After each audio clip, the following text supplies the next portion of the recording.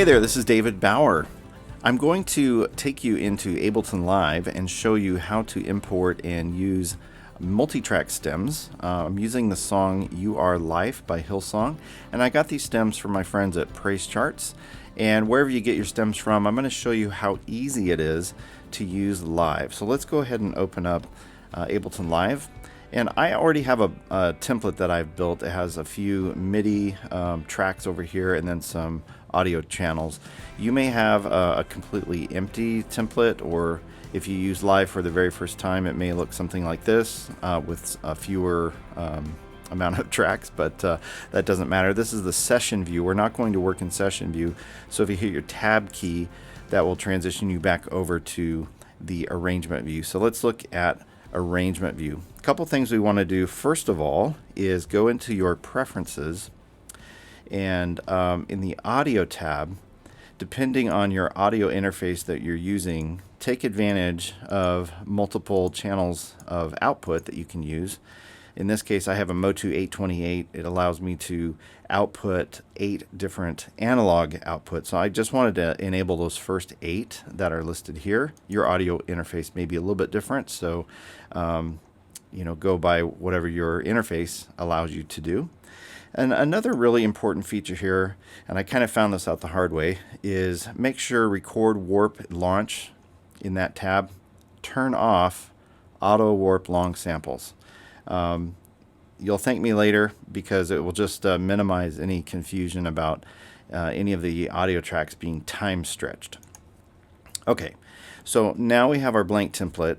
First thing I like to do is bring in iTunes, and I want to bring in the original audio. So I'm going to drop this in from iTunes because there's a 2-bar count in. I'm going to land the first note here on beat 1 of measure 3. I already know the tempo is 115 based on the stems. So I'm going to zoom in just a little bit here at the beginning of the song. And I know this is right where the band kicks in. So I'm going to move this stem over a little bit. I'm holding down Command just so I can fine tune exactly where everything is landing. I know I'm at 115 BPM. I'm going to turn on the metronome and go back to the beginning here and hit play.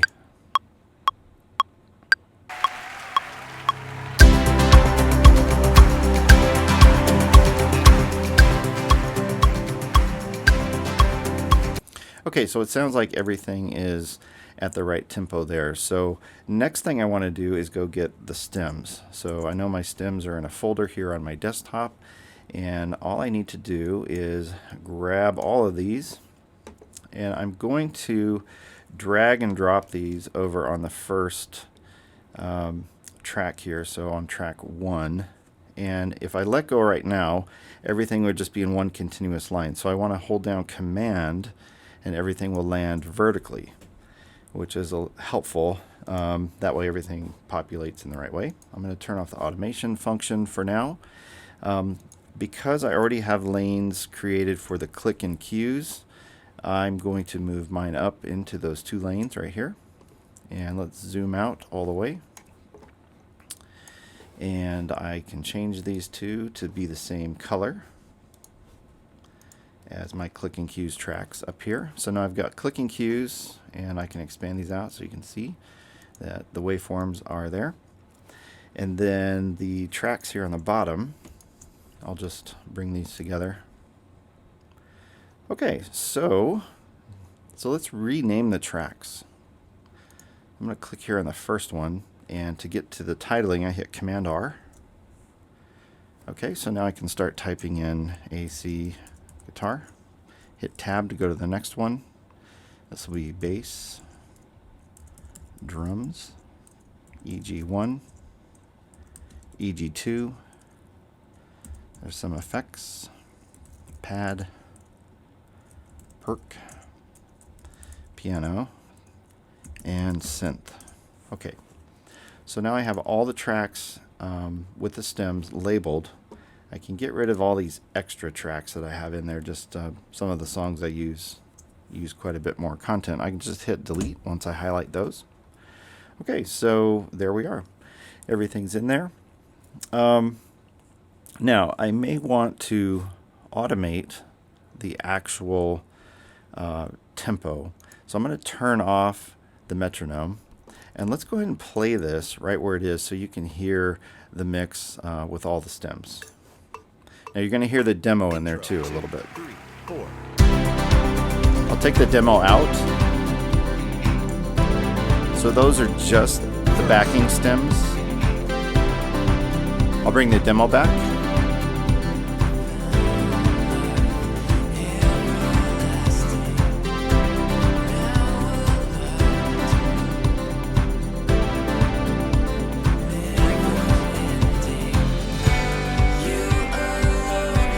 Okay, so it sounds like everything is lined up just right. So I've got my tracks reordered, everything is kind of in sync. I've set the tempo manually to 115 BPM, but what if I want to have the tempo programmed to be at 115 for the duration of the song? Well, it's actually pretty easy to do that. So let's enable the automation over here by clicking this button above the list of tracks. And you can see down here in the master track, there's now a range of tempos that you can program in here.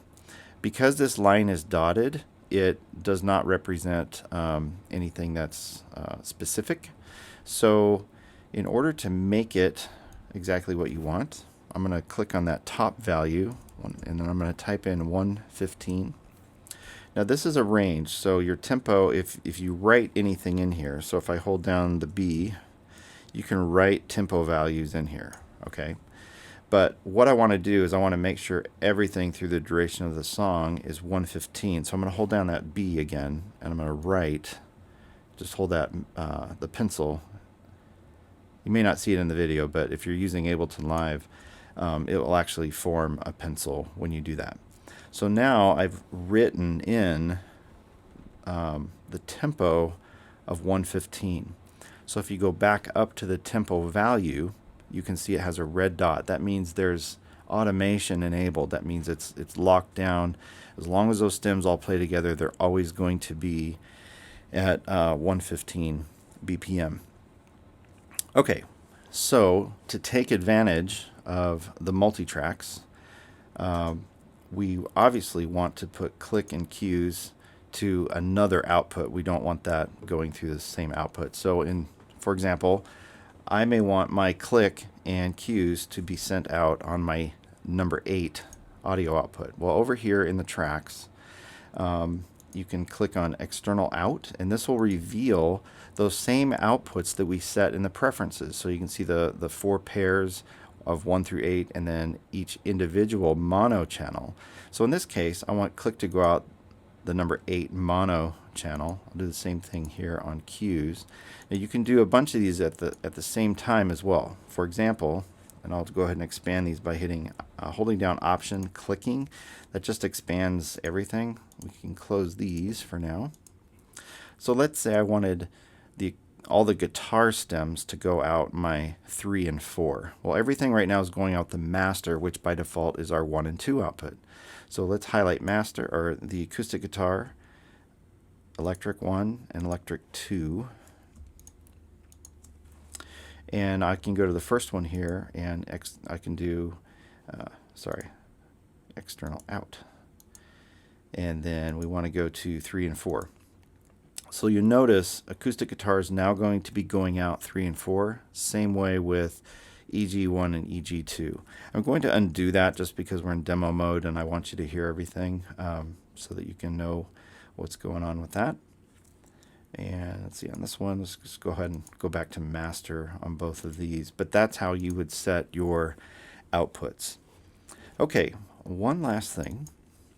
If you want to add locators, and locators are these little flags that appear up on the top. So there's already one here at the very beginning that's in there because of my template.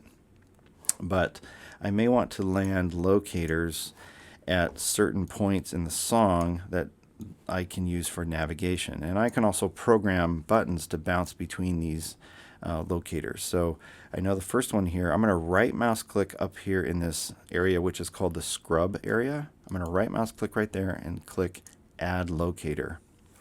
Now I know this is going to be the intro of the song. Let's go ahead and name the first one. So this first flag, I'm going to do Command R to pull up the titling function. And I usually put the title of the song I'm working on as the very first locator or the very first marker. So let's do a couple more, and you can continue this on your end. So I'm going to right mouse click here and put add locator, right mouse click here and do add locator, and then same thing up here. Okay, I know this first one is going to be the verse, so I can type verse. I can tab to the next one, and this is going to be pre-chorus, and this one is going to be chorus. Okay, now you could continue that down the line and set locators for the entire song. I won't go into detail in this video, but there are ways that you can set program numbers or MIDI cues to trigger or bounce between these locators.